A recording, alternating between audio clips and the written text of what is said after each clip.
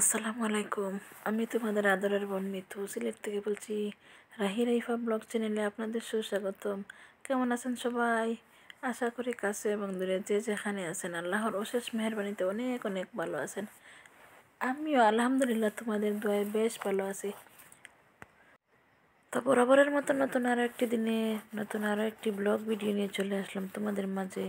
তো আশা করছি আমার ভিডিওটি তোমাদের ভালো লাগবে। যদি ভালো লাগে তাহলে লাইক দিয়ে দেখা শুরু করো।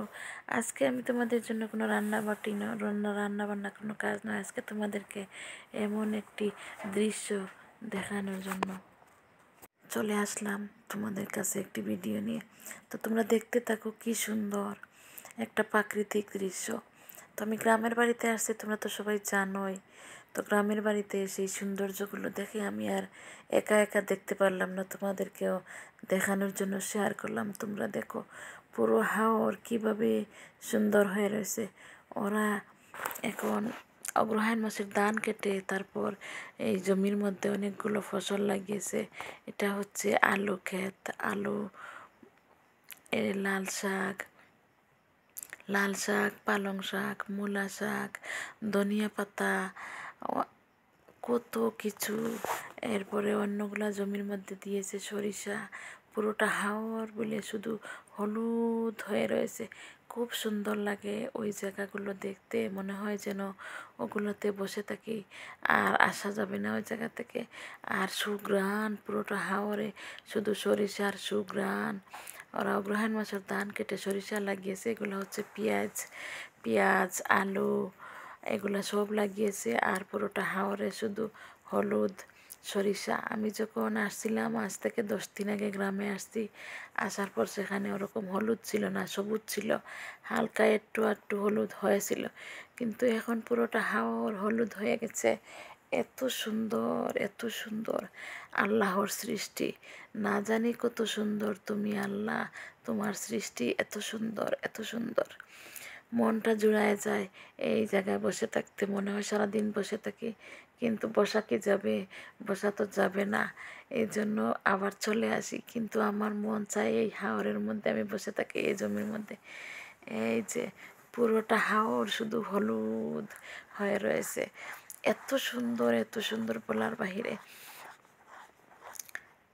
তো তোমরা দেখতে থাকো প্রাকৃতিক সৌন্দর্যগুলো। এই যে এখানে আলু গাছ লাগিয়েছে, আলু এখনও বড় হয়নি। আলু যখন বড় হবে গাছগুলো আরও মরে যাবে, আর তারপর মাটির নিচ থেকে আলু কুড়ে কুড়ে তুলবে। এই যে হলুদ সরিষা বাগান আর বেশি দিন যাবে না, সরিষা কেটে ফেলবে। সরিষা কাটিয়ে তারপর বৈশাখ মাসের ধান লাগাবি, তারপর বৈশাখ মাসে ধান কাটবি। এখন এই সরিষা হয়ে গেলে তারপর পানি দিয়ে এই জমির মধ্যে আবার ধান লাগাবি। পুরোটা হাওর হলুদ, তোমরা দেখতেই তো পাচ্ছ, পুরোটা হাওর হলুদ। আমি সকালবেলা যখন সবজি তুলতে গেছিলাম, লাল শাক তুলে আনলাম, পালক শাক তুলে আনলাম, আবার ধনিয়া পাতা তুলে আনলাম। এই সময় এইটুকু তোমাদের জন্য ভিডিও করে নিয়ে আসছি। কিন্তু বাস্তবে যে কত সুন্দর তোমরা না দেখলেই বুঝতে পারবা না, ভিডিওতে আর কতটুকু দেখা যায়। এই হলুদের সাথে আবার আমাদের ঘরের পাশে একটা ফুল গাছের চারা লাগানো, সেটাও হলুদ। এজন্য তোমাদের কাছে আরও একটু ক্লিক করে রেখে দিলাম তোমাদেরকে দেখানোর জন্য।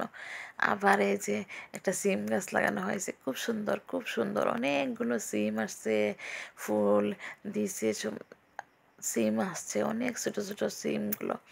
আবার লাউ গাছ লাগানো হয়েছে, এই যে লাউয়ের ডোকাগুলা কি সুন্দর, কি সুন্দর লাউ ধরছে, অনেকটি লাউ ধরেছে।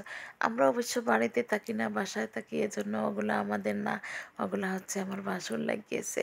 এই যে লাউগুলো ধরছে। তো আজকে রান্নাবাটি কিচ্ছু নয়, আজকে কোনো কাজ নয়, আজকে শুধু তোমাদেরকে প্রাকৃতিক দৃশ্য দেখালাম। তোমরা উপভোগ করো, আমিও উপভোগ করতেছি, আমি সরাসরি উপভোগ করতেছি, তোমরা ভিডিওর মাধ্যমে দেখো এবং উপভোগ করো। আর এই যে গ্রামের হচ্ছে দৃশ্য এটা। এই যে পাতিলে কাঠের চুলায় রান্না করতেছে ভাত, চুলাটা কি সুন্দর, তাই না?